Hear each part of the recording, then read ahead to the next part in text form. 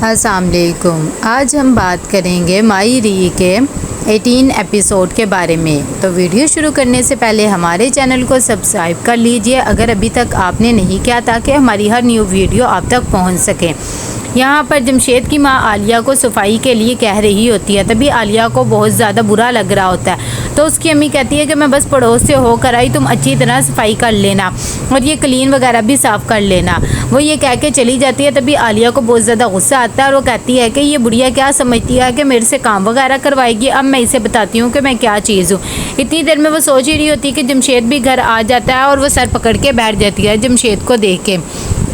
जब जमशेद पूछता है तो कहती है कि मेरी तबीयत बहुत ज़्यादा ख़राब है, लेकिन आपकी अम्मी मुझे काम के लिए कह कर गई है। तो जमशेद कह देता है काम तो होता रहेगा, आ जाओ तुम कमरे में जाओ, मैं तुम्हारा सर वगैरह दबा देता हूँ, तुम्हारी तबीयत नहीं ठीक। लेकिन वो कहती है काम तो, वो कहता है कोई बात नहीं, मैं अम्मा से खुद ही बात कर लूँगा। यहाँ पर ज़हीर हॉस्पिटल से घर आता है, तभी साइका उसे कह रही होती है कि भाई अब आपको टेंशन लेने की बिल्कुल भी ज़रूरत नहीं, काम का सारा कुछ फराज संभाल लेगा। ये बात सुननी थी कि हबीब को बहुत ज़्यादा गुस्सा आता है और वो कहता है कि ये क्यों संभाल लेंगे, हर हाल में मैं ही संभाल रहा था तो मैं ही अब तक संभालूंगा। लेकिन फराज कहता है कि तुम क्या संभाल रहे थे, तुम्हें तो कुछ पता ही नहीं है, वैसे भी मैं ये सब कुछ जानता हूँ, बाहर भी मैं यही काम करता रहा हूँ तो मैं संभाल लूँगा।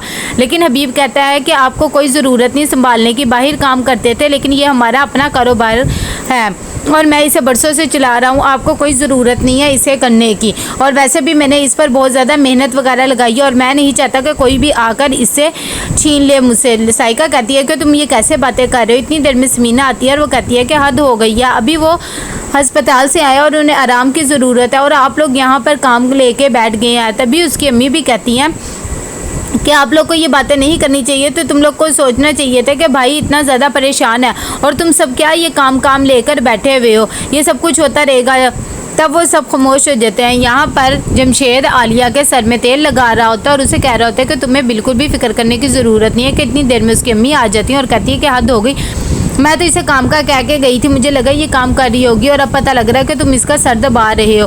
तब जमशेद कहता है कि नहीं नहीं अम्मा, ये काम ही कर रही थी, लेकिन इसकी तबीयत ठीक नहीं होगी तो मैंने कहा चलो थोड़ा सा इसका सर दबा देता हूँ। तब वो भी मासूम सी बन जाती है और कहती है कि मेरे लिए तो सिर्फ अम्मा का ही काम ज़रूरी है, ये जो कहें मैंने तो वही करना है, वैसे भी मेरे लिए इनके आगे कुछ भी नहीं है। तो जमशेद भी कहता है देखा अम्मा ये कितनी अच्छी है। तो उसकी अम्मा कहती है अच्छा अगर ऐसी ही बात है तो मेरा तो काफ़ी दिनों से दिल कर रहा है सिलबट्टे पर पिसा हुआ कौरमा खाने के लिए, के मसाले सारे उस पर बने होते हैं। जमशेद कह देता है कि हाँ ये तो अभी बना देगी। वो ये कह के चली जाती है। तो आलिया से कहती है कि मेरी तो तबीयत ख़राब नहीं है, मैं कैसे बनाऊंगी। तो जमशेद उसे कहता है कोई बात नहीं, बहुत अच्छा मौका है अम्मा को इम्प्रेस करने का और वो तुम्हारे गुण भी देख लेंगी और कोई बात नहीं, मैं तुम्हारी मदद भी करवा दूंगा, तुम जाओ काम पे।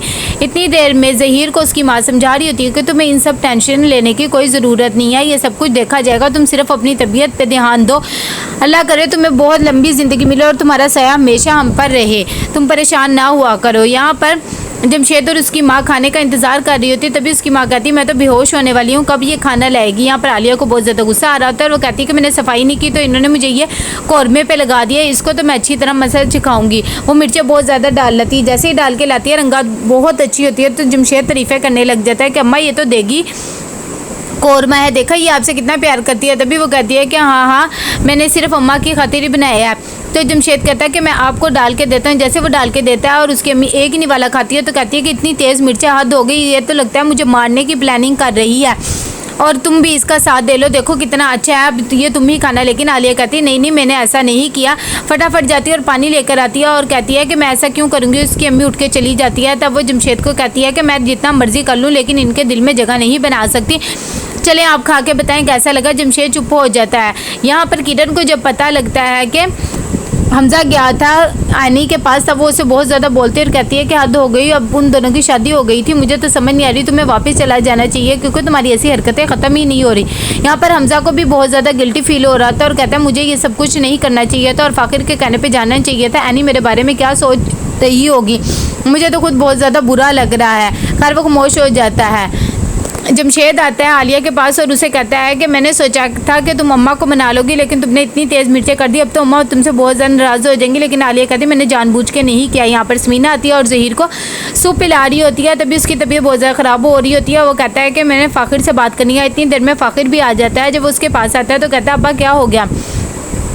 तब वो उसे कहते हैं कि मैं तुमसे कुछ बातें करना चाहता हूँ क्योंकि मुझे लगता है मेरी ज़िंदगी कम है। वो उसे कह देता है इस घर में सबका हिस्सा है, फैमी का भी है, साई का भी है, लेकिन ये कारोबार जो है वो सिर्फ़ और सिर्फ मेरा है और ये मैंने इतनी मेहनत से सिर्फ तुम्हारे लिए खड़ा किया है। मैं चाहता था कि मेरे बेटे को किसी चीज़ की ज़रूरत ना पेश आए।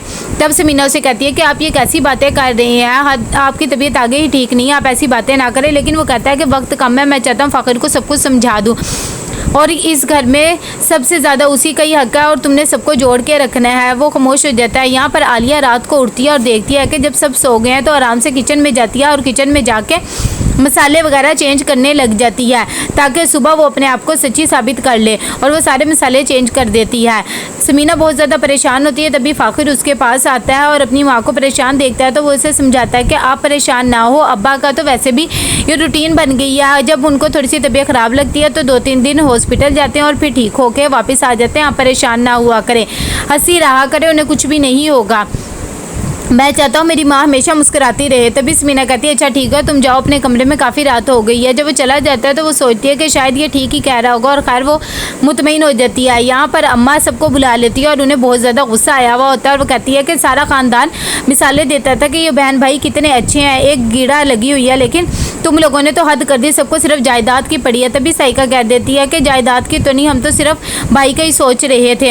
इतनी देर में फैमी भी बोल उठती है और हबीब भी के भाई का क्या सोच रहे थे, वैसे भी कारोबार ये मेरा है, हबीब कहता है, और मैंने इस पर बहुत ज़्यादा मेहनत किया और मैं नहीं चाहता कि कोई भी इसे आकर हड़प कर जाए।